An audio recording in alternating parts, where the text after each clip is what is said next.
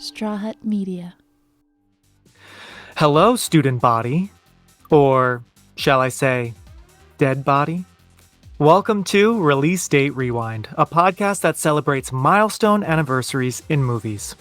Thanks for listening to this on the Straw Hut Media Network or watching on YouTube. I'm your host, Mark J. Parker, a filmmaker, a podcaster, content creator, and most importantly, a big movie fan. And I am a fan of this candy-colored movie we're talking about today that is celebrating its sugary and salty 25th anniversary this month, Jawbreaker. The dark and twisted campy comedy from writer-director Darren Stein came out back in February 1999, and the earth shook for those of us who were paying attention to Satan in heels. Now, listen, bitches, reality check. Spoilers are coming up in our discussion, so if you need to watch or rewatch this gem, you can rent it on various platforms in the US, or you can find it on YouTube for free, or maybe strut over to your local library. All right, prom queens, teen dreams, theater kids, and body art rejects, cue the slow motion hallway walk because it's time to rewind.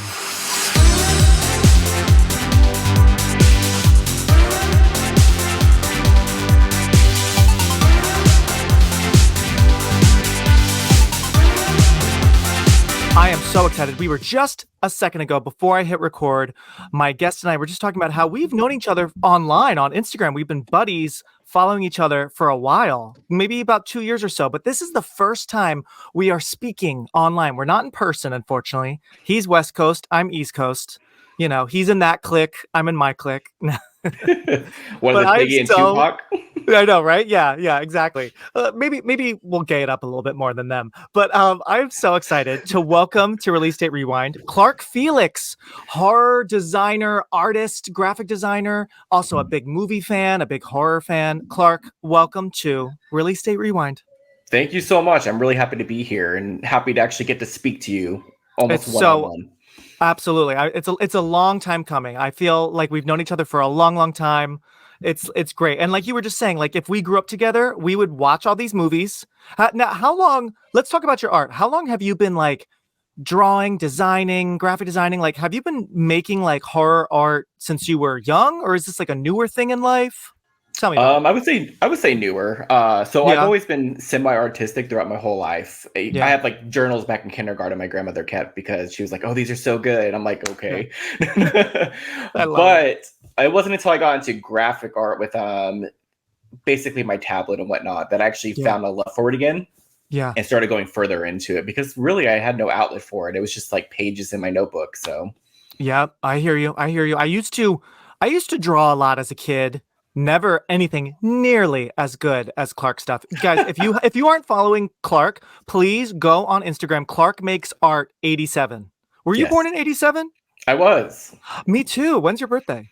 January 11th. Oh, happy belated. Oh my gosh. You. Okay, so mine's in April. So you're a few months older than me. You're leading me through 37. Oh my God. Crazy. So we were the same age-ish. Same grade when this movie came out, but 25 years ago, Jawbreaker totally opened my eyes to great, campy, gay. You know, it's not horror, but it's like thriller, dark comedy, right? Yeah, definitely. When did you see, you didn't see this in theaters, or did you? Were you that cool? No, so I wasn't a theater kid whenever I was younger, but I was like one of those HBO, Showtime. Yep. All I did was watch TV, basically. TV, movies, that was my life. Mm-hmm. So I'm pretty sure as soon as it started like airing on those, that's when I saw it. Yeah, totally. Yeah, I feel like I must have rented it because we didn't see it in theaters. And as you probably saw, and anyone listening, it sadly didn't make much of a splash at the theater. You know, it came in pretty low. It was a smaller kind of outing, but definitely grew in popularity, you know, on DVD and I guess VHS. Yeah, that was still around then. But yeah, everybody, please go on Instagram. You can pause the podcast right now. Go follow Clark. He does amazing work. Right now, if you're watching on YouTube, I have 2 shirts designed by this graphic artist extraordinaire. This one's from Scream 2, but you'll see there's little Rebecca Gayheart over there. I gotta represent the Gayheart. She's so good in this movie, so good in Scream 2, and of course Urban Legend. I feel like this was her like trio of great, just like teen thriller stuff, going on in her career. But Clark, tell us real quick, what are you working on now, design wise? Do you have anything you're going to post soon? Well, I'm still working on a whole bunch of pictures that I promised people out. So that's right. Yep. Once I get that done, so last year I did my Scream Horror Hunks Men of Scream, which you got. I did. Love very it. Very grateful for it. It's amazing, Clark. It's so, and honestly, it's like so hot, so funny. I love my little bookmark you sent me. Like, if you guys didn't order the calendar, can they still order it, or is the window done, Clark? I think we still have a couple copies. I don't have the link on my account anymore. Yeah. But my buddy's over at the Horrified podcast. He has it onto Etsy. Okay. So I think they're only like $12 right now or something really cheap. Oh my gosh. Run. Don't walk. Run. But yes, you did that just a few months ago, and you have a plan for a new calendar this year? Yes, I'm actually going to continue with Scream, but I'm going to do the females this time. I got to branch out, for my straight guy market and the girls who like girls. Yes, absolutely. Hey, absolutely. You got to do it, something for everyone. I love that so much, Clark. Now, you only have like what, 12, maybe 13 slots, because I think you had 13 months, yes. Right? So, gosh, there are so many good girls in the Scream franchise. So it's got to be hard for you to pick the best ones, right? Or do you know, like, immediately you're like, okay, these are my top 13? Well, I know like specific ones I have for sure. Yeah. I think I'm going to do it a little different this year. Last time I kept it pretty secret until it was release time. I think when it gets a little bit closer, I'm going to be releasing the pictures early and doing more so than would fit in the calendar, and kind of letting people give me like their input on like who they want to see on there. So that way, like if there's someone I thought somebody would love and she gets no votes, I'm like, well, maybe I might as well keep that one out and put this one in instead, Totally. Yeah. It's a great idea to like get engagement, see what people are interested in, because totally, even with this show, sometimes I really want to like talk about a movie and I realize like, oh, very few people that I talk to on Instagram and that follow me like want to talk about that. Okay, cool. I get it. Right. So you're right. It's a good way to like gauge what do people actually want to see, because it's not always the same as what you want. I hear you. But you can totally put like Rebecca and you can do Lois, Sister Lois and Sister Murphy, right? As one. They can be like I could on a duos. Page together, right? You can do duos totally. Especially like Scream 4, there were a lot of like girl duos. Like, I'm so excited. I cannot wait. I love what you're doing. And everybody, like I said, I am wearing one of Clark's shirts that he's designed. This one's Scream 2. I have another one. That's the girls. He does great horror combat, designs. Have you been doing any of those lately, Clark? No, but what I try to do is whenever I get back into my art stages, I try to mix it up because I have 3 different styles. I have like my horror hunks, I have my horror combat, and my little what did I call them again? Little whores. Yeah. Yep. Which little is just cute like versions, right? Yeah. I don't know. They're called like chibis or something like that. What do you call? Is that what you call them on your Insta? Yeah. Little horrors. That's so cute. Yes, exactly. Horror combat, little horrors, and horror hunks. Those are the 3, focuses that Clark does. But like you said, you do kind of commission designs for people sometimes. So please, everybody, I love his work, and he designed an amazing kind of horror combat-ish kind of thing for my fan films, for my Scream film and my I Know What You Did Last Summer film. Love that you made that almost a year ago. So really cool stuff. It's so fun. And also, as I get older and I talk about these great movies we love from our youth, I love seeing everyone's design interpretation, because like you probably follow a bunch of great people that are great artists, and like everyone's unique interpretations of these great characters, right? It's cool. Of course. Yeah. Artist supporting artists. You got to do that. Absolutely. Love it. A fucking tearjerker. Okay. Well, enough of today, everybody. Clark, are you ready to rewind? We're going back in time. 25 years. We are exactly right. We are rewinding everybody to February 19th, 1999. That is when Jawbreaker came out in theaters, and our little queer and straight, but mostly queer minds were just blown. Oh my gosh. The colors, the dialogue, the story. I mean, it was Heather's on like a sugar high, right? So before we talk about it, Clark, I'm now going to set the scene. I'm going to talk to everybody about what was going on in pop culture at this time, just to jog our memories. If you are alive, if you're listening and you're so young that you weren't alive, well, this is what was going on. On the music side, everybody, Monica's Angel of Mine. Remember that song? That was the number one song, right? It was so good. I remember that like got stuck in my head. And like some nights I remember like, because I think I was in roughly 6th or 7th grade. Yeah, and, it would have been 6th, I think. 6th grade, right, for us. And, at that age, sometimes you didn't want to go to bed at your bedtime. And like, I was still like wired. And I don't know why. This is so random. Angel of Mine, because it was so popular at this time, I would just get that stuck in my head, and then that would keep me awake longer. And then I'm just singing it in my bed. I'm like, I really can't fall asleep because now I have Monica stuck in my head. So random. But she was a big deal, right? You love that song too from back in the day? I think that was my go-to karaoke song back in the day because we had family events. By the way, I didn't know I was gay back then.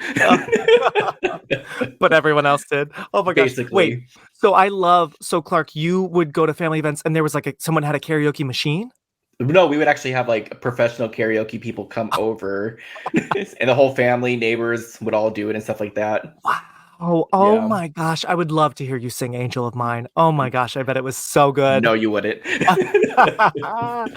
Oh, no, wait. No, real quick. Tell me, do you still live in the same town you grew up? Because you're a California boy, like through and through, right?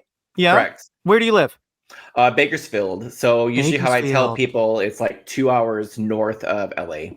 Yep. Mm-hmm. That's not bad at all. Do you go to LA like every now and then? I did when I was younger. Now I go really when I go to like events like say horror nights or any kind of con, stuff like that. Yeah, that's true. Totally. The fun stuff. Yeah. Other popular songs, everybody. Cher's Believe. Do you believe? That was in the top 5. So that was climbing the charts. That was a big deal. Big deal, right? My mom, I remember, would blast the radio and just start singing. And I'm like, oh my God, this is embarrassing. But Cher was in the top 5. And Eminem was about to release his first album in just a few days, February 1999. So wow, it's crazy to think like, because he's been such a like fixture, maybe not lately, but at least for a long time there. He was such a big deal in music, especially in high school, that it's like, wow, this movie was coming out. He was coming out. There you go. So that's the music side. News side, President Bill Clinton was just acquitted by the Senate in his impeachment trial about the whole Monica Lewinsky scandal. So he was found not guilty. That was a thing. I didn't really care much about that as a kid. Were you like a political kid at all in 6th grade? No, but I just remember LimeWire and then always like, I did not have sexual relationships. Yes. Oh my God, LimeWire. Yes, you're so right. That was going around for sure. And then popular movies. So Jawbreaker came out the same day as more popular movies, sadly, than Jawbreaker, but Office Space, huge movie, right? That also went on to become a big thing. And October Sky with young baby Jake Gyllenhaal before he was all ripped and doing, what's this new movie he's doing? He's doing a remake of Roadhouse. That's the new one that he's all muscly and everything. He's crazy. I mean, he's beautiful, but like, whoa, I just feel like that guy is very intense. So October Sky before he was a very intense A-list actor, right? Plus other popular movies, Payback with Mel Gibson, Message in a Bottle, which I think was Kevin Costner and Robin Wright. Yeah, little romance. And Blast from the Past with Brendan Fraser and Alicia. They were all in the top 10. Remember that one? I do love that movie. The other ones, I'm like, Jawbreaker's way better. Totally. I agree. I'm like, how are these much higher on the box office list than Jawbreaker, right? But I did see Blast from the Past in the theater. I remember being very excited to see Alicia in a movie after, obviously, Clueless and Batman and Robin, I think. Yeah, she was back there. So there you go. I'm going to yell real fast. Little Lady. There we go. So cute. Is that her name, Little Lady? Mm-hmm. Oh, I love it. That's so sweet. She kind of looks like the Lady in the Tramp Dog. Oh, that's so sweet. Totally. I remember seeing a picture. Yeah. Is she in the room with you or does she not even care? No, she's in here. Oh, okay, good. I was going to say, if you open the door and she's like, I don't care about you, right? You might hear her nails like click-clacking on the floor. Oh, no worries. I'm very used to it. I know. You actually remind me. We need to get my dog's nails trimmed soon. Okay, well, so that was going on, in pop culture. In comes Jawbreaker. So now, Clark, I'm going to throw it over to you, as I do every time with my guest. In your own words, it doesn't need to be very long, but, you're the creator, let's say. I'm the exec. Pitch me Jawbreaker. What is Jawbreaker about? What's the log line for anyone out there who had never saw it? Oh, geez. Okay. So we got 3 friends trying to do a surprise birthday trick on another girl. take her basically to a diner in her underwear, but one of them makes a mistake and puts a jawbreaker in her mouth, killing her unexpectedly. And now it's just chaos as they try to get through, basically keeping up with their lie, making it seem like an accident from something else, and just ruling the high school as the bitches that they are. Yes, exactly. I know, right? It is a fight for power of the school. And every time I see this movie, it had been a little while. I think the last time I saw it was for its 20th anniversary, just for fun, 5 years ago. But every time I watch it, it's like such a jolt of electricity. We'll be right back. You should have seen the four of them. People worshipped them and cursed them, but everybody wanted to be them. Courtney was the leader. All right, girls, out. She was like Satan in heels, and Marcy was her henchman. I don't think we've met what with the cruel politics of high school and all. It's so much fun from start to finish. It's fast. The dialogue. I mean, Darren Stein, writer director. Honestly, some of these lines are like poetry. I'm like, these are so bitchy, so sassy, and so creative. These lines, right? Definitely, it's amazing. It's super colorful too. The movie is just so vibrant. Super colorful, both in, the editing, the costumes, the Jawbreaker itself, lots of fun, like candy, kind of imagery. Now, it's funny, Clark, because a while ago, a good few months ago, we were talking about movies and how I wanted you on the show. And you said, if you ever do Jawbreaker. Now, tell me, why do you love Jawbreaker so much? And how many times have you seen it, do you think? Well, let's see. I typically watch this at least once a year. Oh, nice. Okay. Yeah, I know I've seen it over 20 times for sure. Wow. Because when I love a movie, I rewatch all the time. Yeah, I love it. I love camp. I love the dark, because this does have dark elements, Oh, yeah. I love when a movie is stylized, which this movie is. It so is, yep. And then I love the actors. This movie is chock full of like horror royalty, basically. Yes, you're so right. The casting, well, and it's funny you bring up horror royalty with the cast.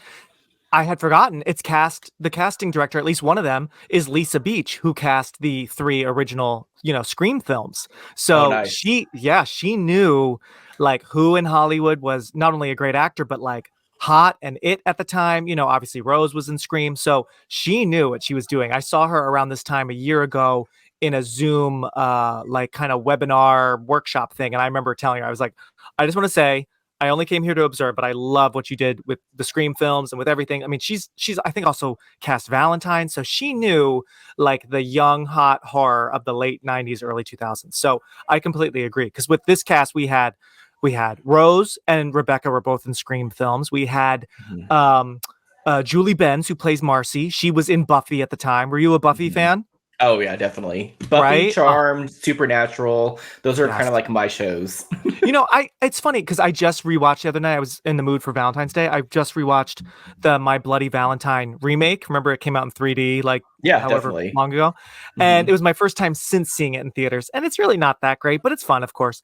And watching Jensen Ackles and how cute he was, I was like, why did I never get into Supernatural? Him and Jared Padalecki. And for some reason, I missed the boat on that show, but I really should. Like, I feel like it's never too late to jump in. But you loved Supernatural? Oh yeah, definitely. But the only issue is it's 15 seasons long, so it's like one of those intimidating ones to get into.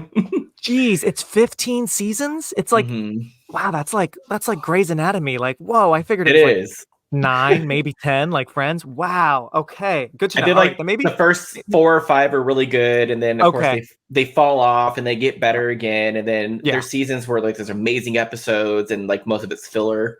Yeah. Okay. All right. So maybe I'll watch. I'll jump into the first few seasons. Maybe I'll ask you for some guidance on your favorite episodes, because definitely I can pop around every now and then.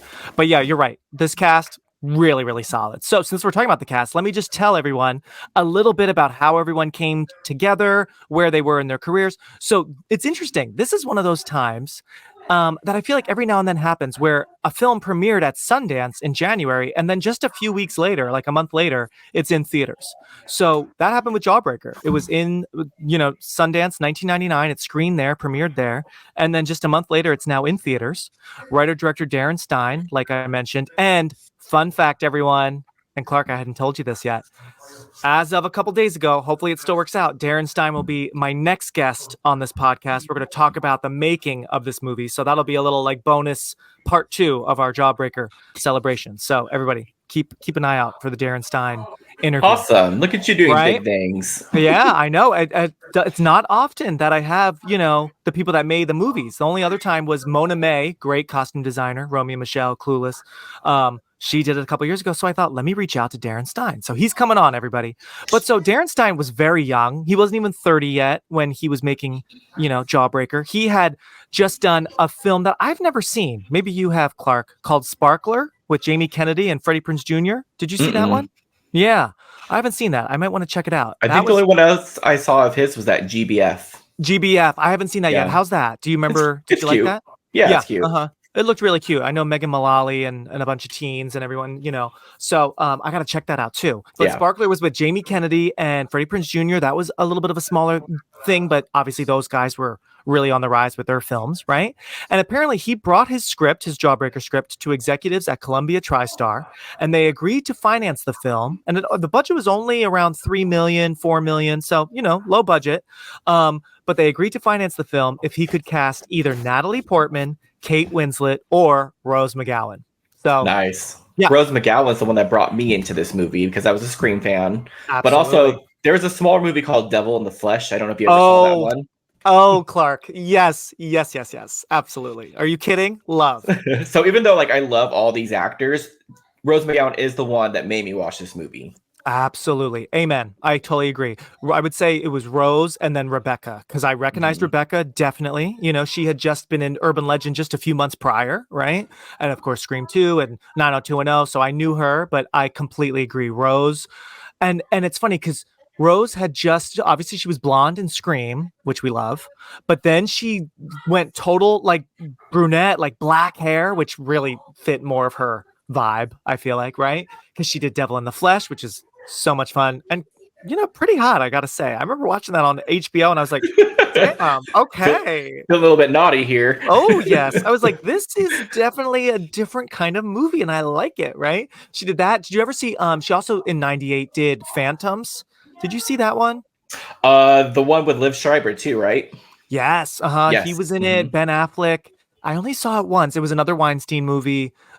Supernatural, maybe like Aliens or Monsters. I feel like it was Alien Monster. Right. Yeah. I remember the poster was very serious, very black and moody. Right. But so she, of course, was a big, big thing at this time. Rebecca Gayheart, Julie Benz, and Judy Greer. Basically introducing Judy Greer because she was pretty new. She was only 23. The others were a little bit older, which is funny because I read, and maybe you did too, I read somewhere that Darren Stein purposely kind of wanted to cast older actresses because he sort of wanted to pay an homage to films like Grease and Carrie, which used, actors and actresses that were clearly a little bit older than teenagers. I mean, Rizzo in Grease was I feel like Stockard Channing was close to 30. So, come on now. Do you think that's the reason why we feel weird about our age? We're I'm not that old because we're used to seeing 30-year-old teenagers.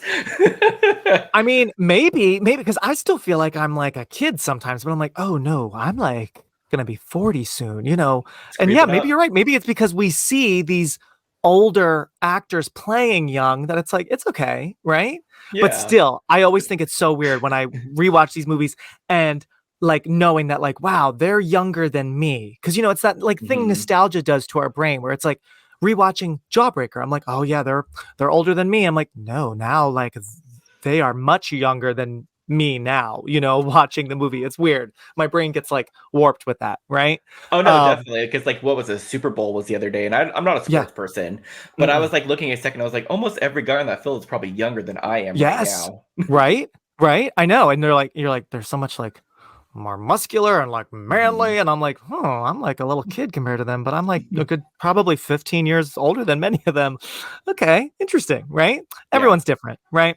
But so Judy Greer, she had done a couple things. She was in a movie with David Schwimmer called Kissing a Fool the year prior, so a couple things not as well known, definitely as Rose and Rebecca. And what a star making performance, right? As Fern / Violet. What do you make of Judy Greer in this movie, Clark? I feel like they were trying to give her like the Carrie treatment almost in the beginning. Totally. Meek, mousy, whatever, The long hair, the bangs. Yes, mm-hmm. absolutely. Mm-hmm. And then as Violet. Yeah. I personally did not like her aesthetic as Violet. Yeah, I was going to say, because she kind of looks, and I mean, no offense, because I love Judy Greer. And like out of all of them, she's probably the busiest actress. She's always popping up and stuff, Definitely. right? But as Violet, she kind of looks like an alien, right? Like her features are just so unique and her skin is so pale that I'm like, and maybe that was sort of Darren's, goal to kind of like really make her look so otherworldly because this is not who she naturally is, Yeah. Yeah, her aesthetic is quite jarring as Violet, but it works.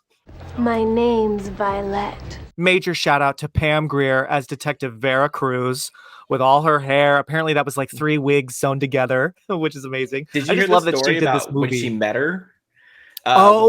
Tell us. Okay. So basically when Pam and Judy met the first day of shooting, Judy was just like, "Hey, I'm also a Greer." Like, Greer's also my last name. And then Pam apparently just like looks her up and down and goes, "I don't think we're related." Yeah. I love that too. I know, that's so sweet. Because also it's like, again, Judy Greer's pretty new at this, and she's with like a legend, Pam Grier. I mean, that's got to be pretty wild. They got Pam Grier, they got Carol Kane, who's so much fun as Miss Sherwood. Carol Kane. I mean, how can you not appreciate the crazy zany Carol Kane? Her voice is just amazing, right? She's lot of character actors. A lot of good character actors, and she's got some good horror cred with When a Stranger Calls and When a Stranger Calls Back, the sequel, for Showtime. So good, so spooky. And then also we have like small cameos by 2 Carrie stars, William Catt and PJ Souls. They play Liz Purr's parents. I don't even think they have lines in the movie, right? They're just like Liz, and that's it. They come home basically. to right? Crazy. Just one word. Yeah, just one word. Like they probably shot for an hour, maybe, if that. And then speaking of Grease, Jeff Conaway, who played Kaniki, he is Marcy's dad, which I never really thought much about it until this rewatch. He's a single dad. Do you take Marcy's dad to be gay? He seems maybe not straight. What do you think? I mean, possibly, especially knowing who the writer is and whatnot. Yeah, and director. Right. Yeah. But I just got that he was just basically an overworked dad doing his best and quirky, yeah. Right, yeah. And I just love how he sings, "I think we're alone now." Like, so there funny. Doesn't seem to be anyone around. And isn't it funny because, like, I had sort of known that song from Tiffany, but I mean, it was like before our time, basically, right? So I had like heard it, but it's funny how like certain movies, you learn, you like actually kind of connect the dots about a song or about something through a movie. And that was like this for the Tiffany song for me. Like I didn't know it that well, but I had heard about it like in a store. I was like, oh yeah, this song. And then I like connected the dots like, oh yeah, that's a real song. Yeah. It's just funny how like movies, pop culture, you can kind of catch up because of how characters talk about things in movies. You know what I mean? I think that's the only reason I know half the older songs I know is from movie and TV. Exactly. Right. Yeah. And like commercials. Like totally. Exactly. At a school like Reagan High, being the teen dream can be a little hard to swallow. It is with deep dismay that I inform you that Elizabeth Purr... I heard she choked on a Jawbreaker. That is so cool. Are you Courtney Alice Shane? Maybe. So the first thing that I always think about with this movie is the walk down the hallway. This is iconic. Like they've recreated it in Mean Girls, other movies like that too. Absolutely. But I can't tell you how many times when I thought I was looking pretty spiffy walking down a hallway, I would just in my head thinking like, I am cool. Yes. Yes. And you're humming ooh, hoo, hoo, hoo, that song from the Imperials, right? Or Teen Imperial. Yes. Yeah. Or Imperial Teen, I should say. Imperial Teen. Duh. Yes, they play that a few times and we get some good slow-mo walks down that hallway. And before the famous slow-mo walk that this movie does so well, I know The Craft did it, not in the hallway, but like in their outdoor cafeteria. But I feel like this, you're so right bringing up Mean Girls. Like, and again, this latest rewatch, I'm realizing like, wow, I love Mean Girls so much, but like they definitely borrowed a few things from Jawbreaker, right? You agree? Definitely, yeah. Right? Even like the phone call situation. Like I know in Mean Girls, there's like the 3-way call kind of thing. In this, we almost get the 3-way call, but who is it? It's Julie. Rebecca Gayheart calls Fern to like reminisce and like try to like connect. And then Courtney calls Fern, right? So there's some, phone drama there. So there's definitely a few connections to Mean Girls, which I never really like clearly thought about. You probably did since you've seen this every year. But yeah, that slow-mo walk and the soundtrack, absolutely. Yeah, iconic. Because the movie starts with the slow-mo walk. We hear the Fern's voiceover about the Flawless Four, right? And Liz and Julie. It's Liz, Julie, Courtney, and Marcy, right? Or AKA Foxy, right? Foxy, yes. And then it's so bold when once Violet gets her makeover, which is so like Rocky Horror. I love this movie, how this movie has a lot of montages. There's a lot of fun fades and cuts to like, speed things up. And the whole like makeover montage is very like Rocky Horror, almost Tim Burton-esque. I had forgotten how wild that is, right? But then when Violet is walking down the hallway and she's replaced Julie, whoa, that's such a moment. Right. Well, they've even quoted Rocky Horror, so I'm sure it was yes, that's true. Yeah, inspiration for them as well. That's true. She's like saying basically, I created you, I could destroy you, whatever, Yes, I made you, and I can break you just as easily. You're right. You're right. Mm-hmm. Yes, from Rocky Horror. I never really caught that until a few years ago. I've seen this movie a bunch of times, and I love that line, but I never made that connection. Yeah, but when Violet replaces Julie, and that's that slow-mo walk, it's like, shit, watch out, Julie. Like how quickly things change, right? Now, I'm Detective Vera Cruz. one detective will try to find the face that fits the facts. You ever seen one of these before? No.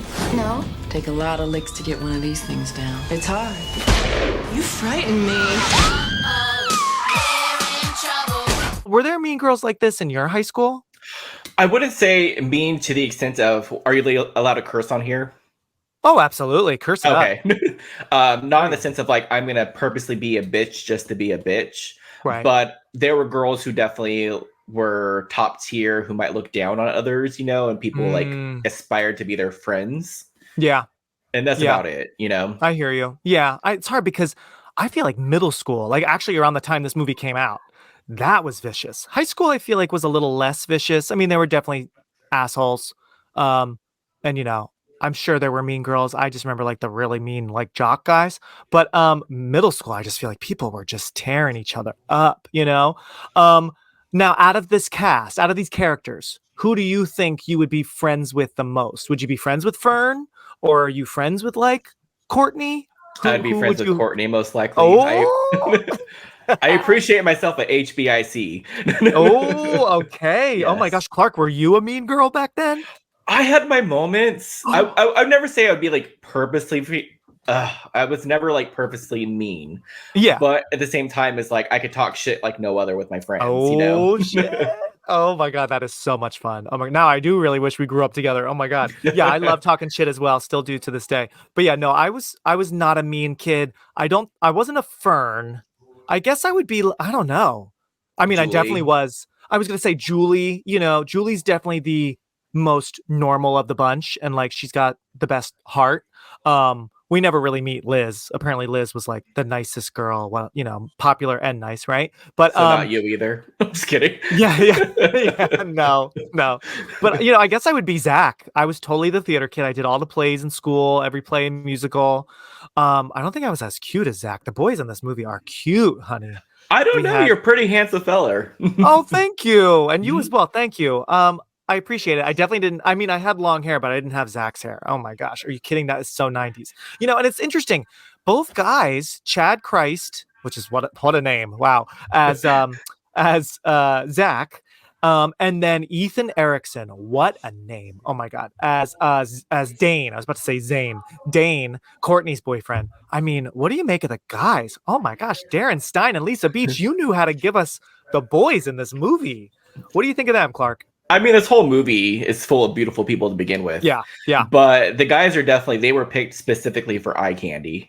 Absolutely. And they're good in their roles too. Mm-hmm. Like I think Zach is so great in his role. And apparently that actor, I was looking at his IMDb, neither really has done a lot, but Chad really like disappeared off the face of the earth. I guess he just left, films and TV. But, oh yeah, I mean, But come on, the bedroom scene with the, what is it, like a rocket pop or something? Yeah. Yes. Tell me, like, so what'd you think of that? Do you remember, like, when you first saw this movie? Like, what'd you think of that scene? I had conflicted feelings about it. I didn't know why I enjoyed it so much. Yes, I agree. We must have seen this, like you were saying, we saw it at home, either on TV or video. Must have been later in 99. So yeah, we were still pretty young, still not really sure, like, who we were, what we wanted. But yeah, that scene, oh my gosh, you best believe my eyes were glued to the screen. I was like, okay, let me rewind. Let me record that scene on my VHS tape in my room, like, right? What's this word kink and why do I like it? Yes. I was like, kink, what? Exactly. I know. And even rewatching it like 25 years later, it's a pretty bold, hot scene. I mean, they were really going for it. And Ethan Erickson, it's just so interesting to be like licking a popsicle as there's stuff going on down there. Like, I'm just like, okay, this is bold, so I got to give it up to all of them. To be fair, he tried to make it as straight as possible. Oh yeah, absolutely. It worked, but still, how, it was the power of Courtney Shane, right? Mm-hmm. She even kind of scared him a little bit because he's like, huh? What? And she's like, I said I could do with a little kink. And like, she's like forcing, and he's into it, because I guess because, he knows if he's into it, he does it, then she'll do what he wants. It's all a power play. But and then, oh, don't go, and then don't come. I remember as a kid, I was like, oh my God, right? Yeah, because you're just like at that point in your stage of life, like really just learning about all this stuff. So you're just soaking it in. Totally. Oh yeah, we were only what, 12, 13. So I mean, like, whoa, bold. And apparently I did read, maybe you did too, that I guess the movie was going to get an NC-17, but they had to trim the sex scene, maybe trim some other things to get an R. So I think that was the Marilyn Manson scene, though. Oh, you're right. It was that scene, which is, I'm glad they trimmed that. I mean, Marilyn Manson is scary. I used to like some of his songs at this time, but we know he's not a great guy at all, right? And he has always been scary. But I actually find him scarier in this movie than like some of his, music videos. He's so creepy as this dude in the bar that Courtney just picks. And it's also just such an awful scene. They're doing it doggy style in Liz's bed, I think. With her underneath the bed. Yes, like that is dark. Like, whoa, like you said, how we like dark stuff. This movie brings the darkness, right? Definitely. Yeah, good memory. Yeah, I guess that was the scene. I guess it was supposed to go on longer, and they cut it to get an R rating. And I'm so glad because I don't want to see Marilyn Manson have sex. I'm sorry, I don't. I don't. No, he doesn't really strike my fancy either. So no. When I said like the pretty guys, he was not included in that whatsoever. Everybody, no. But of course, he was in this movie because he was with Rose McGowan for a while. I think they were even engaged, right? But they weren't married. I don't know, but they were together for a while. Yeah, they were. Yeah, and I remember like going. They went to the MTV Awards one year, and she had like the see-through dress. Like they were definitely yes, exactly, naked butt dress. Yeah, they were a thing for a while, and they were like a goth Hollywood, couple. From TriStar Pictures. You liked it? It's okay. There's nothing kinky about okay now, is there? Can you say freak? Comes the battle between the babes. She's so evil. And she's only in high school. So I love the part where they're actually taking Liz up the stairs. That's hilarious to me because Courtney's not helping. She's just kind of like guiding. Yep. And apparently they really, I guess, were struggling with the act. I don't know the Liz actress's name, but I guess when they throw her onto the bed, they apparently were tripping over their heels and really like losing their balance. So it works. It works well. And they said she was a great sport. It's so funny because she's in the movie. The actress that plays Liz is in the movie so much, but no real line other than the "What are you doing to me?" in the card, right? You know what people might recognize her more from if they've ever seen Carrie 2, The Rage. She was the bully kind of girl in that with the short hair. Oh my God, Clark. Wow. See, this is why I love my movie loving guests. You're teaching me things all the time. Wow. I didn't realize. I know that I think a month after this movie came out, The Rage, Carrie 2 came out. So she was having a moment there. Interesting. Now that you say it, I remember her in that movie. Wow. So now you'll know like her acting abilities and stuff like that better. Yes. You're so right. Wow.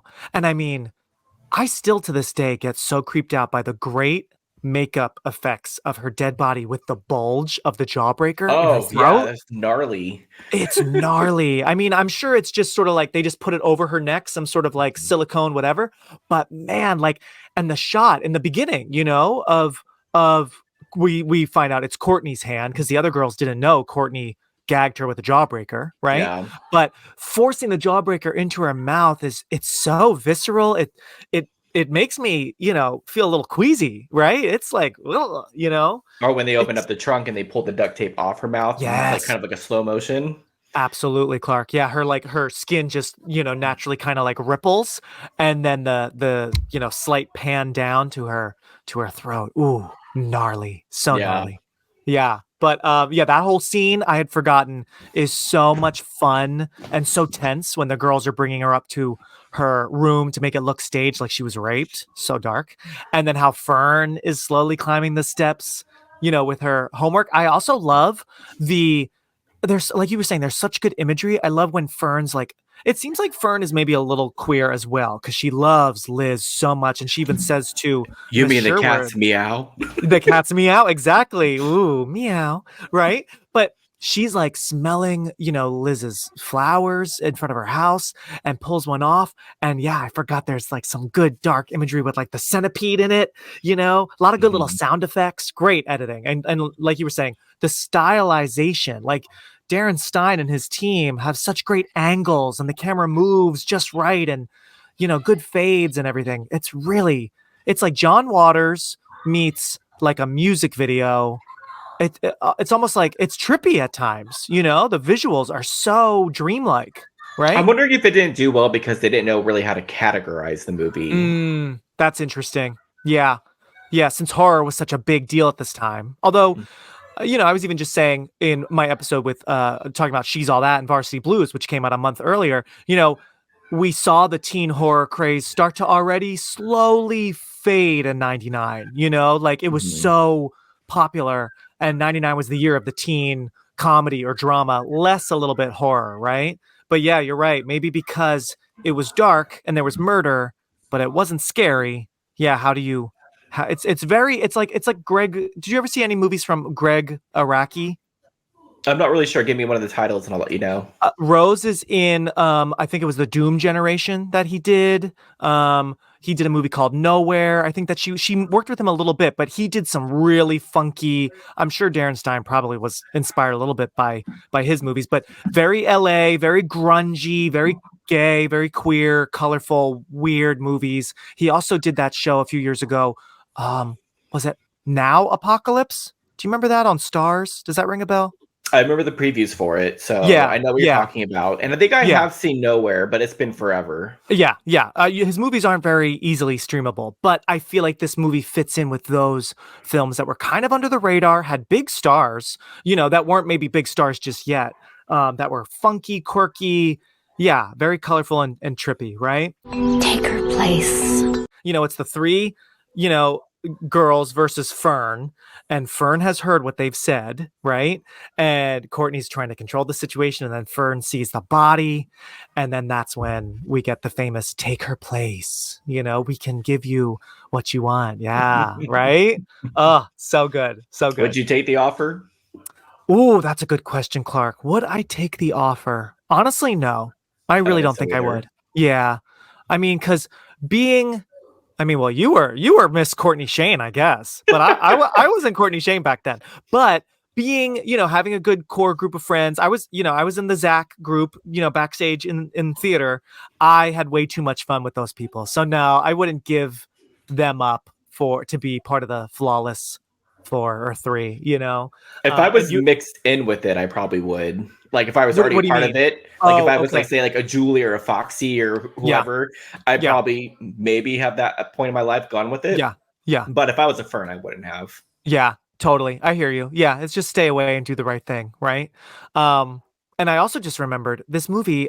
Another thing I love about it is I feel like every character drives a convertible. Did you notice that? Everyone's got a convertible with the top down. I love it. It's just so like high school fantasy. Although I did have a convertible, not nearly as cool as these kids. My first car was a 10 or 12-year-old Toyota Celica convertible. And I remember my dad got it for me on Christmas Day and didn't tell my mom. And she was livid because there was no like safety bar. I thought I was like super cool king shit with my old, I mean, whenever I turned it on, black smoke would come out. It was old. It was junk, but we had good times in that convertible. But yeah, I never noticed on all my rewatches. I'm like, yeah, Zach drives a cool car convertible. Violet in her red convertible. We of course have Courtney driving one. I'm like, every one of these California kids has a convertible. Did you ever have one, Clark? California boy? No, I had a Jeep though that had no top. Okay, so. Cher. All right, Cher Horowitz. You were on the clueless side. Okay. But it was very top down, tits out. Loved it. Oh, that's so great. Our best friend is dead. Do you have any idea what that means? You were shooing for prom queen? The conversation when Courtney is calling in as Liz Purr's mother, and all of a sudden she's like proper. Yes. And Foxy's like, I'm just saying you have this under control. She's like, oh, I know. yeah, I love that. I know. And right off the bat, it's only in the first few minutes of the film we know what Courtney's capable of, right? And how Marcy's obviously oblivious. That's why we love Marcy. But Julie in the back is like already starting to be freaked out at how calm and in control Courtney is, right? Well, get this. Do you think that it was accidental? Clark, you and I are friggin' twins. I was about to just ask, do you, because it's never really clear, and there really isn't even much of a mention of it. Yeah, do you think it's accidental or was it? I gotta think for a second. Because there's a jealousy because Courtney ruled on fear. Liz ruled on just being pleasant and likable. Yes. So Courtney can never surpass Liz. So Liz had to be out of the picture for her to be the number one. Yeah. Unquestioned. Shoo in for prom queen.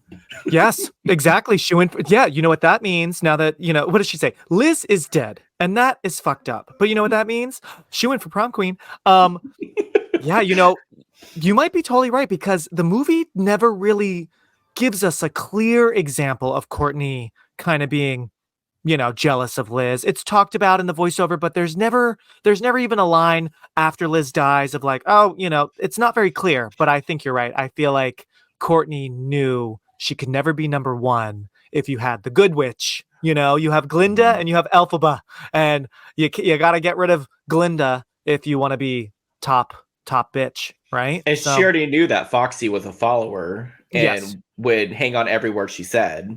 Yes. And so was Julie, because Julie even later on says, I'm not scared of you anymore, Courtney, right? So she knew she had followers. She definitely knew she was number 2 in the pecking order. Yeah, I think maybe you're right, because again, the other girls did not know that Courtney put a jawbreaker in her mouth. That was not part of the plan. No.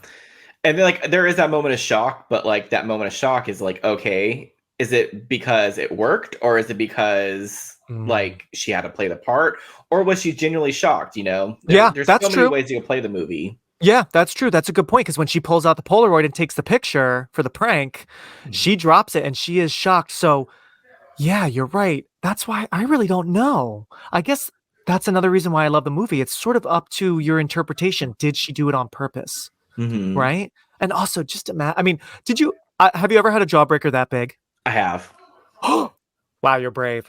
Because of this movie, I can't even look at them. I'm so freaked because I just think of, the big bump in her throat.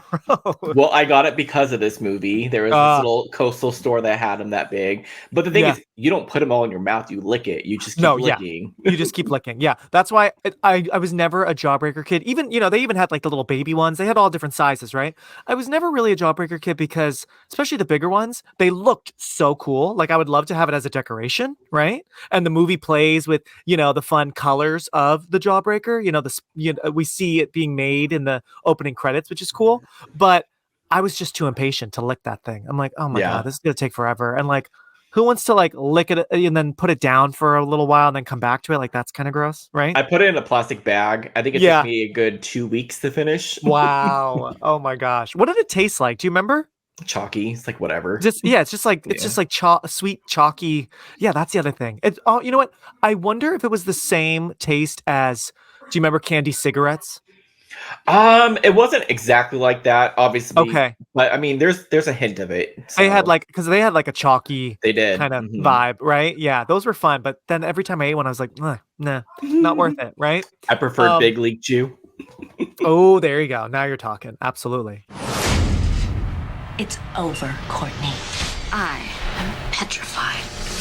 I love the part though, whenever Julie is standing up, she's like, "It's over, Courtney." Courtney's like, "I'm petrified." I am petrified. Yes, that like slam of the hand. I love when Rebecca Gayheart, I mean, we saw her get crazy angry and wild in Urban Legend, right? Which I've talked about on the show. So it's so fun to see when she gets pissed, you know, and that whole scene, that's after a very Carrie, going back to, you know, the movie Carrie, very Carrie-esque posters of Fern are plastered all over the school, right? Because she was getting too cocky, and everyone's laughing at Fern, very much like everyone, you know, they're all going to laugh at you and Carrie. Especially Fox, like, oh my gosh, vicious laugh. Exactly. And I think that's when Courtney says like, it's over or something, right? And then Julie and Zach come to Fern's aid. And then, that's when we get the iconic, "I'm petrified," you know, when Julie's like, "Who the fuck?" What does she say? I wrote it down. I love when she gets angry. I'm remembering it now. These lines, I'm telling you, I love these lines so much. This needs to be they're so catty. A musical or play, which we'll talk more about that. Apparently a musical has been in the works for a while. But so Fern rips off the posters. People are laughing. She falls to the floor. And so dramatic. So dramatic, right? And she's got the bandage because she already fell. She keeps fainting, right? And Courtney says, "It's over, bitch." And Marcy laughs. Now, a second later, Julie and Zach are there, and our mean girls are back. "Look, Mars, it's like Terms of Endearment Part 3, only this time the boyfriend's gay." And then Marcy says, "Yeah, and the rest of the cast sucks," right? Sucks. And then that's when Julie just goes off. "Who the fuck are you?" And Rose says, "Life's a bitch, then you die." "No, honey, you're the bitch." I'm like, ooh, right? Did you also like have issues eating lunch in front of people after this movie? You know, I'm so glad you brought that up because I forgot they do not eat, right? They shame Fern for wanting to eat and for the brown paper bag, right? God, tuna much? But my mom We never, ever eat at lunch period. Do you understand me? Sorry. No, although it's funny, I rarely ate lunch in high school, but it wasn't really because of any real issue. It was just like, I think also like senior year, if I remember, my lunch, because, you know, at my school, we had like different lunch periods, and I had lunch at like 10:40 a.m. So I usually just didn't even eat. I would just sit there and maybe had like a snack. What about you? Were you too scared to eat after? Actually, I didn't eat in front of people at school because of this movie. Because it was seeing this, I was like, oh, people judge you based off of what you're eating. Clark. Oh my God, Courtney is rubbing off on you in a bad way. I do not like it. I do not approve. I know. Obviously, I beat that issue, but no. But yeah, it's so interesting because, again, that's a scene that predates Mean Girls, but it's very similar in tone of like, you know, where the different groups sit and also like what we eat, what we wear, that whole thing. But I just like how Courtney is like, oh, I mean, food's good and all. Like, you need to eat it to survive, but we don't let anyone see us eat. And apparently, did you see? Well. That's we eat well. Table. Yes. Oh my God. I know. I was like, ooh, that sort of crosses a line maybe, but it's so funny. So, you know, these skinny girls what are they? They're all reaching for like a pea or something. Something like that, like a carrot or something. like one carrot. Oh my God. So funny. But did you see, I think on IMDb trivia, who knows if it's real, but it seems real. I think it was Julie Benz said that on the first day when they were doing pictures with each other, you know, for props and stuff, they ordered food and Rose did not order food. She said, "I don't want paparazzi taking pictures of me eating." And Julie said like, that was so Courtney of her to do that. So it does make sense, sadly, because I mean, I get it. Who wants to like see a picture of themselves like eating a big sandwich, right? But well, no, the worst ones were, didn't you ever see the paparazzi photos of like, say, like, I don't know, Julia Roberts or people, and they're always like eating soups, and it's just like, oh yeah. Well, there's a whole like, I feel like meme that was going around of Kirsten Dunst eating like a salad. Do you ever see that? Where like her tongue's sticking out, and I'm like, oh my God, this is terrible. This is so terrible, right? So it is smart to like, you know, maybe not that moment, right? Rewinders, it's not just Clark and me who love the cruel politics of high school at Reagan High. here are messages from other peachy fucking keen friends who were gagged by Jawbreaker. Devin Lotfi and Allison Cook. Peachy fucking keen. Hey everybody, my name's Devin Lotfi, and I just published a 25th anniversary piece on Jawbreaker in Out Magazine, and I'd love if you would read it. I had so much fun writing it, just rediscovering how the movie resonated with me and all of us, and how it just has this second life, and it keeps getting more famous as the years go by. But even still, it always kind of hits different. There's something about it that makes it unique. And I hope you're enjoying the episode, and learn it, live it, love it. It's just weird how time erases things. Yet in this case, this movie, Jawbreaker, is timeless and iconic for a variety of reasons. Number one, the fashion. I myself am not the girl's girl, but I was envious of all the bright colors and all the outfit choices. Number two, Mean Girls before Mean Girls. 3 has to be the soundtrack. I still remember purchasing and just repeat listening to that soundtrack. Number 4, Rose. That's all you have to say. And a follow-up add-on is Marilyn Manson tie-in. For our generation, we remember him having maybe removed a rib for his kink. And of course, my final thought has to be learn it, live it, love it. Learn it. Live it. Love it. And then, of course, Prom. The Prom is so much fun. We have the Donnas, the real band, the Donnas. They were so 90s. They were so 90s, but also another Mean Girls connection. Their song, their cover of Dancing with Myself is in Mean Girls, which also celebrates a big anniversary this year, 20. So maybe Tina Fey was a fan. I think she must have been, honestly, from the slow-mo to the Donnas, to the cafeteria, to the phone scene. There are a lot of similarities, right? Who do you think, Clark, is scarier? I think I know the answer. Is Courtney Shane or Regina George scarier? That's actually hard to say, because you would think obviously Courtney, because she could get to go with murder and stuff like that. Yeah. But Regina George is like specifically so cunty. Mm-hmm. She really it's interesting. Courtney, we know, is more dangerous and so flippant about like big decisions, right? Mm-hmm. But the way, especially Rachel McAdams, the way, Regina can just flick her eyes at you, it's like you turn to stone, honey. Did you see the new Mean Girls, the musical? I haven't, but I do want to see it. Yeah, it's interesting. Yeah, Renee Rapp is a great new Regina, very different, a little more tough than Icy. She's giving more cool girl vibes to me than Plastic. Yes. Yeah. Totally. But still very intimidating. So it's so interesting to see like when a new actress takes on, that intimidating Queen Bee role for sure. But the Prom, what do you make of the big final, scene? Oh, like, of course I love it, but I love the whole like yes.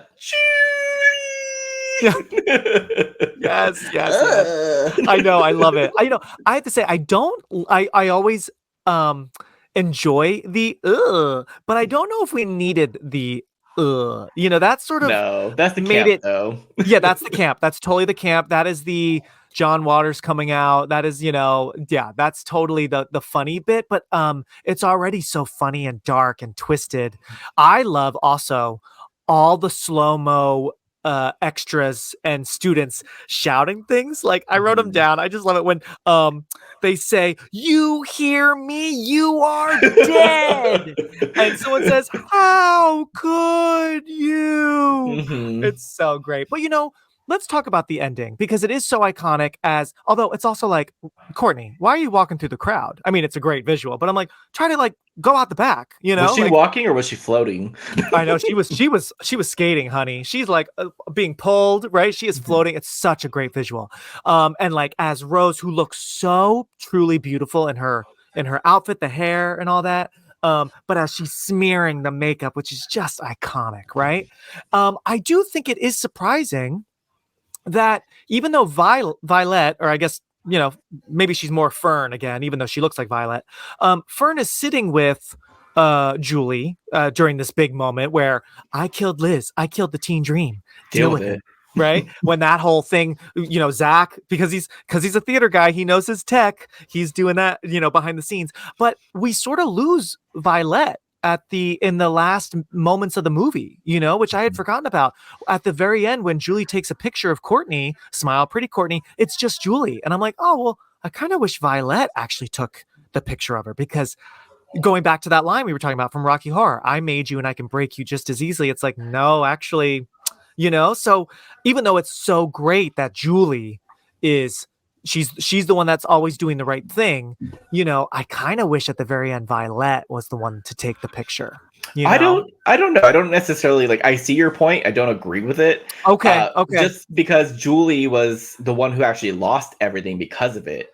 True. So yes. I think this was Julie's revenge story, or not revenge story, but redemption, kind of she wanted to do the right thing, kind of, but yeah. Or maybe, you're right. Maybe it works best that way, but I don't know. I just was missing a shot of Violet getting off on this, because we see Julie do that epic slow motion. She blows her a kiss, right? But eat Violet, shit. Yes, eat shit. Oh my God. And also, Rebecca Garrett is just truly so stunning. the makeup, the eyes, so many beautiful eyes in this movie. But she gets to say eat shit and then takes the picture. I'm just like, can Violet I don't know, maybe, you know what? Maybe I just wish Violet was the first person to throw something, or just have her do something more, because we don't see any shots of her at the end at all, really. I'm pretty sure if it was made in today's kind of movie standard, that Julie would have taken the photo and handed the Polaroid to Violet or something like that. Oh yeah, that's interesting. Yep, totally. I killed Liz. I killed the teen dream. Deal with it. Just backtracking a bit, when Julie is home on the bed playing with some toy, and then her mom brings her Liz's stuff, and that's where she finds the card again, right? And she gets this idea, and then literally the next scene, not only are they in a limo, all three of them, Julie, Violet, and Zach, are all decked out, all made up. I'm like, wow, you guys got ready fast for prom. You just called that limo company and they just were right at your door. I'm like, okay, but again, this is sort of fantasy. We're not everything is reality, right? Some of it could have already been set up too. Maybe Fern had the limo beforehand, before she lost her popularity. That's true. That's a really good point too. You're right. Yeah. But and that song, Young at Heart, in slow motion as everyone's throwing everything at her. It's just so good. And I love the scepter when she's shouting Dane, because now her boyfriend has left her, after this card, everyone is frozen. And when Foxy's she throws hiding under the table. Yes, Foxy's under the table. And I love looking at the extras, because they are some of them are just straight up, they look like clowns. They are so dolled up. It's so draggy, and they're looking at each other, right? And Tatiana Ali is one of the cheerleaders, right? Yes. And they're all like, did she say that's her voice, right? I love it. That bitch. Yeah, that bitch. Yes. And what do you make of, Clark, since we are, queer men, and Darren Stein is queer, he's gay.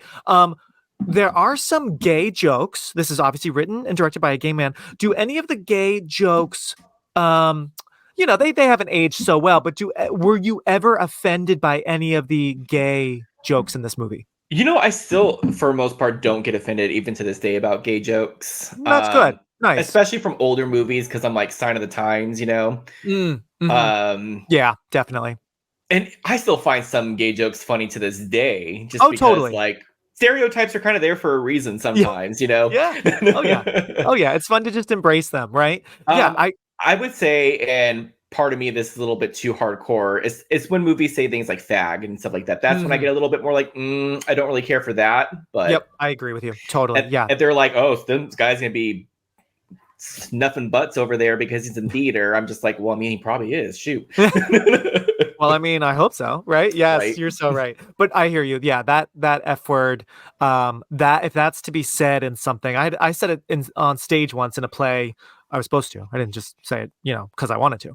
And it made sense. But yeah, that word has to make sense, because some of these movies that's, especially of this time or even earlier, that just threw it around. Yeah, it's tough. And luckily they Darren Stein never had that word in it. But yeah, I just wasn't sure, none of it offends me. A lot of it is funny, but even like that cheerleader that says that bitch, she even has some dumb line earlier that says like, regarding Zach, she's like, I wonder which one was going to wear the dress or something like that. I wonder if they had trouble deciding who's going to wear the dress. And I'm just like, I kind of wanted like if Courtney was in that moment to just be like, oh, shut up, Stacy, or whatever. You know what I mean? Like just knock her down a peg. But it's still very mild. It could be far, far worse, And how funny, one of the blonde women at their table then went on to be in that 70s show. Did you catch? Yeah, I did, because Tatiana Lee was also in a horror movie later on. I forget what it's called, though. Yeah, you're right. I forgot about that. It's like they're cleaning up an abandoned theater, and there's like a clown person from like an operatic kind of. Yeah, I don't think I ever actually saw the whole thing. It's not bad. I'll look her up. Yeah, it wasn't bad. But then the other girl from that 70s show, I think she was also in a horror movie. She's one of the Amityville movies. I think it's was she really? Yeah. This movie is just chock full of people from horror. Oh, yeah, it really is. And you might have seen this too. Apparently, Darren Stein had set out to write a horror film. But as he was writing it, he realized with his great dialogue, oh, actually, I'm kind of making a dark, campy comedy. So there you go. But I guess he was inspired by, real girls that prank their girlfriends on their birthday. And he wanted it to be, kind of, I guess, a dark, like murder mystery sort of thing at first. So what year that's was interesting. This again? This was 99, early 99. Bring It On came after then, huh? Yeah. Bring It On was like a year, almost a year and a half. Yeah, that was summer 2000, I remember. Yeah. So I wonder if like this also kind of just like changed basically how high school comedies and dramas were made. That's so interesting, actually. Yeah, it might not have made a major splash financially, but it really had, like a bit of influence on other movies. And it's so funny. Cruel Intentions came out a few weeks after this, and I'll be talking about that on the show soon. But I'm excited.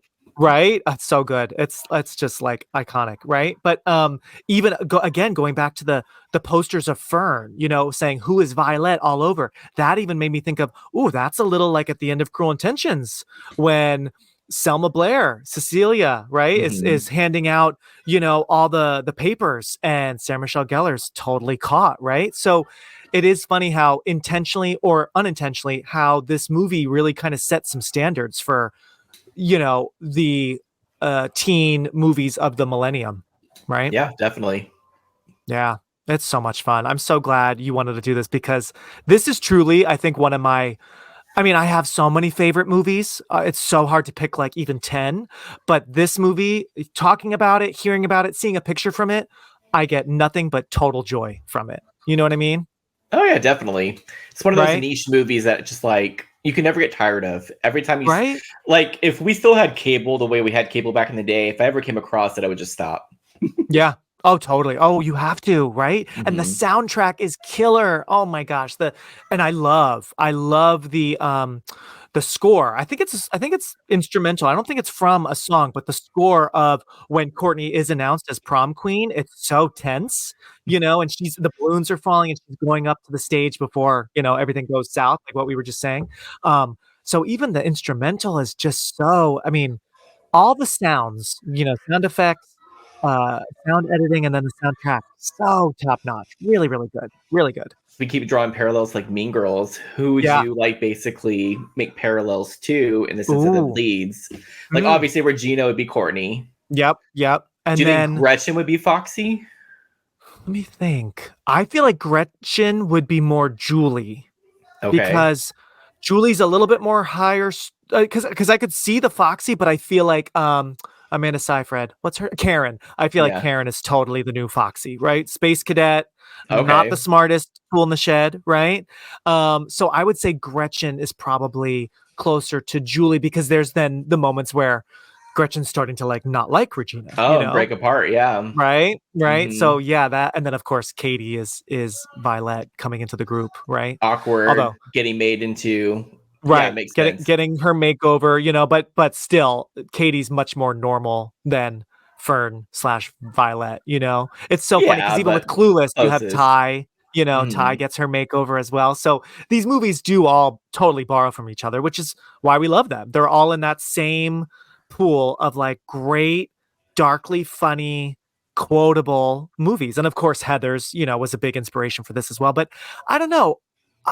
Everyone loves Heathers, and I really enjoy it. I really like it. In the acting classes I run, I like to give scenes from Heathers often to my students. But I still think these later movies are a little bit better than Heathers. I don't know. Is that bad to say? No, I agree with you completely. Right. The more you get, the more options the chances you have to pick the best aspects of it and hone in. So there's no reason why a newer one shouldn't be better. Right. I've got the power. Her name's Sweet Liz, remember? Your bloated boo-boo.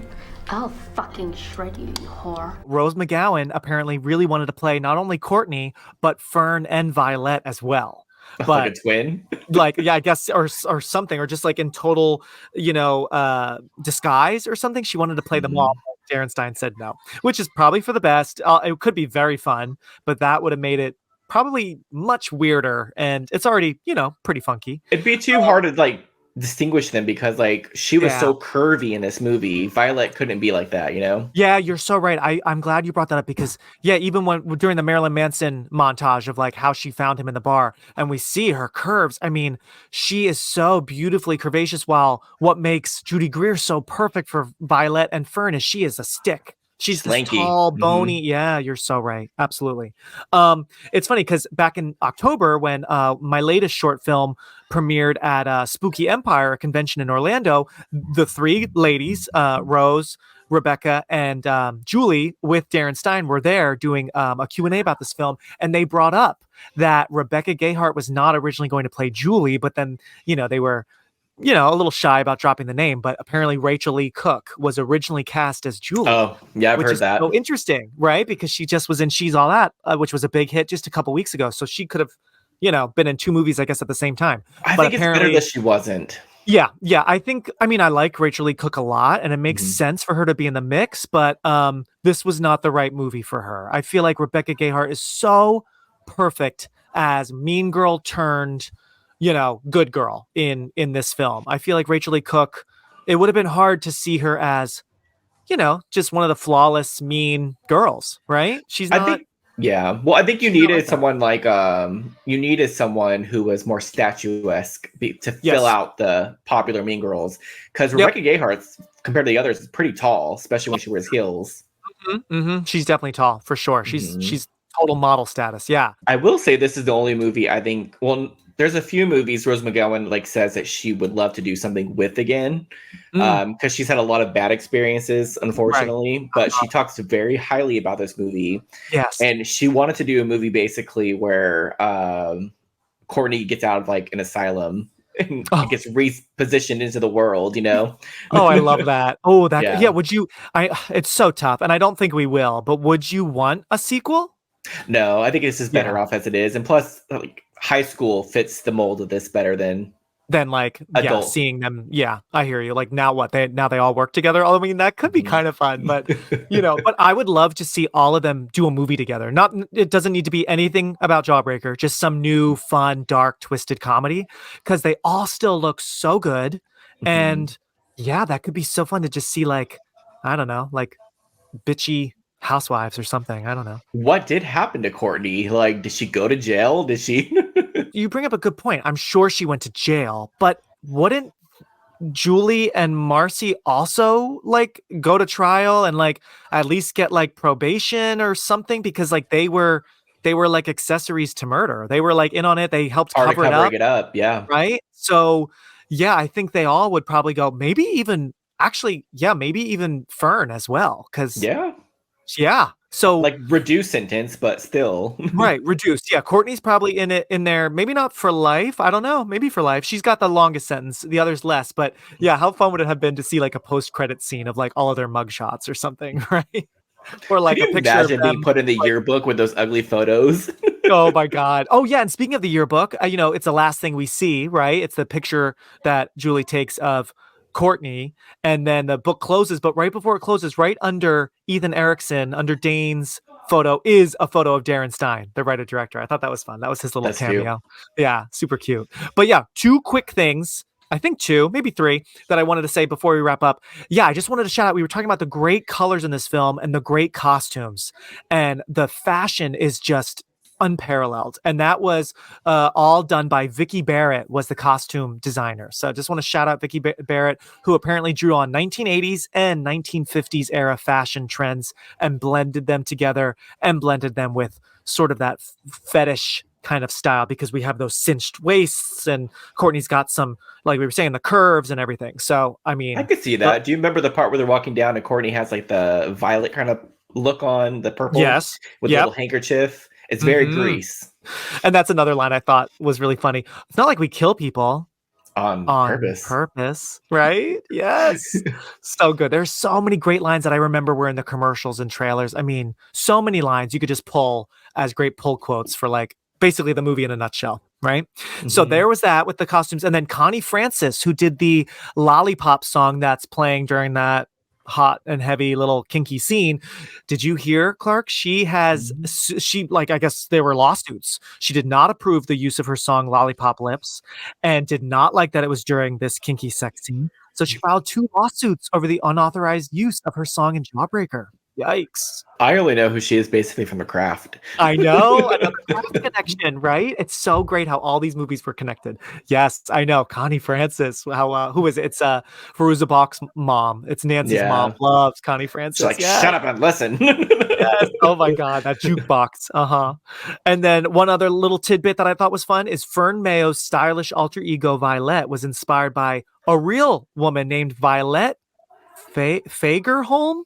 I'll have to ask Darren Stein when he's on the show. Darren's real life friend who actually appears in the film. So I thought that was fun. She's makeup monger number 2. So that must be during, I would assume, the Violet transformation montage. The Rocky like Horror. When they're spinning her and all that kind of stuff. Yeah. With those weird people saying strange things, right? Love it.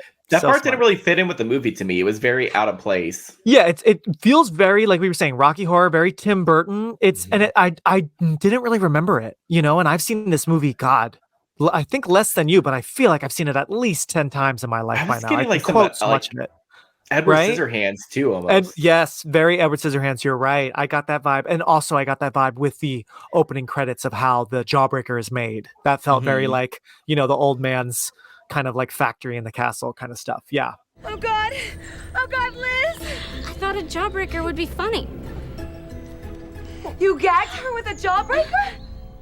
Like we were saying, there's a musical that's been in the works for a bit. Apparently, like the singer JoJo was involved, and Darren Stein has been working on it. So that could be really fun because honestly, I feel like you don't even need to rewrite the script. You could do this exact same script, add some songs to it.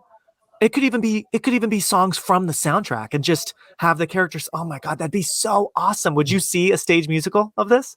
Yeah. Right? I'm not a huge musical person, but I'd have to for this because it's just gonna be so zany. Yes, it would be even campier, which is hard to do. It's already so campy. And I also saw there's a TV series that's been in the works. I don't know about that. I guess it makes sense. It's risky. What do you think? Would you watch a Jawbreaker TV show? I would if it was a limited series. Yeah. Because if they're going to try to flesh it out to be like numerous seasons, I feel like that's too much. Yeah, I know. Yeah. The story, you could stretch it out, maybe some more characters, some more awful things that Courtney does. But yeah, there's got to be like 8 episodes max. You can't keep it going forever. And you couldn't have another season because, I guess what now someone else is doing something bad. It can get out of hand, right? Did you watch Scream Queens? I did. I really did enjoy Scream Queens, for both seasons. I know that didn't do so well. I guess Jawbreaker, the show, could be like that in that we have all the mean girls. Did you like it? I did. I feel like this would probably fall in line with that. And I know Scream Queens had trouble with their season 2. So I feel like Jawbreaker would have run into the same issue, But one other thing I wanted to say, of course, our girl, Rose McGowan, was nominated for Best Villain at the MTV Movie Awards, but she lost, sadly. I don't know how, because she's such a good villain. She lost to Matt Dillon in There's Something About Mary. That's stupid. Right? I'm like, that movie's really good. He's very funny, but no. It was a more popular movie, so. It was hugely popular. That's probably why. More people, I guess, saw it and had such a big moment in pop culture back then, and Jawbreaker, not as much. But at least in hindsight, now, 25 years later, are you kidding? Hands down, it goes to Rose McGowan, right? Definitely. Awesome, Clark. Well, thank you so much. This was so much fun. Thanks for staying a little longer. And this was great. Thank you. longer. They're lucky that we didn't talk for 3 hours. I know. We really could. Jawbreaker. And that's the story of how a fern became a violet. Thank you for listening to or watching this episode of Release Date Rewind. Be sure to leave a rating, a review, a thumbs up, a like, a subscribe, tell your friends, spread the word. Thanks so much to the cat's meow, Clark Felix, for coming on and nerding out with me. Find his great art and designs on Instagram at ClarkMakesArt87. And thank you also to our cameos by Devin and Allison. If you haven't read Devin's article about the anniversary, it's a must, so go to out.com to read it. And thanks also to Straw Hat Media, Kyle Motzinger, Greg Clements, and Portland Media Center. And like I mentioned earlier, the next episode will be a very special bonus interview with Jawbreaker creator Darren Stein. Meow.